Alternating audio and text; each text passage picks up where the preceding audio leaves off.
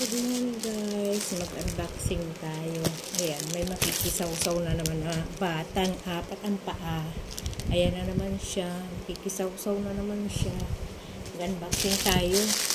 Kasi hindi, tinatamad na ako wala akong mga latest upload, wala akong meron akong hindi ko pa siya na-edit yung iba. Kaso nga lang, sa busy ako, tapos laging wala sa bahay. Tapos yun, ito naman dumating lang ko kanina, sabi ko natin, pang-content ba?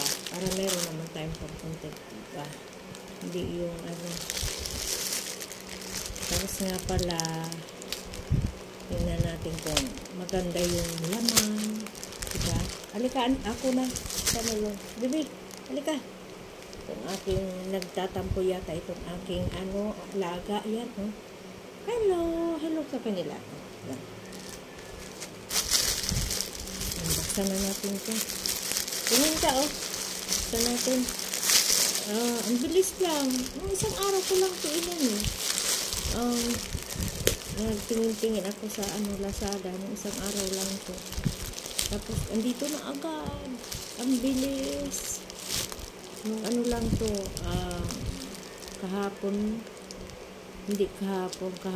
is Miyerkules din, hindi kahapon. Nung Tuesday ko lang ito tiningnan.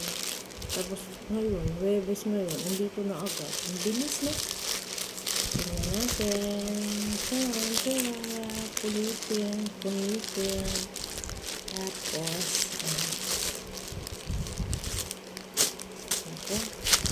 ang dumi na ng bahay namin. Makalat pa.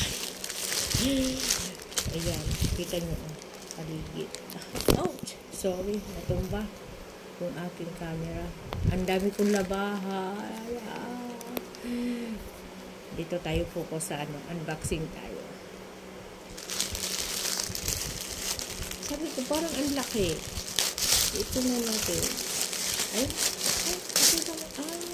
Yun siya. Wait lang, bibi ko. Tingnan ng ina. See.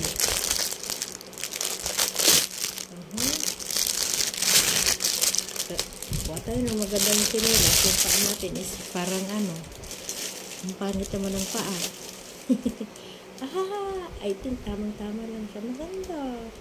Brazilian Katie made in China. Maganda siya, oh. Nakita ko lang doon sa Lazada 119. Tapos may less siya. Parang 127 lang. Pati na yung shipping fee. Maganda siya. Kasi natin sa basura. Diba? Tingnan natin. Wow. Sakto lang siya. Pero ang pangit talaga ng paa ko. Tingnan nyo. Kita, oh. Diba? Maganda naman. Okay na. Ang dami labahan. Huwag nyo lang pansinin yun. Ganun talaga. So, yun. Thank you. Satisfied tayo sa ating Ang ganda niya. Sa ating new chinelas. Kasi yung isa ko, hindi ko na masakit sa dito ba? Yung isa dito. Kaya hindi ko siya madalas gamitin. So yun, bye. Thank you.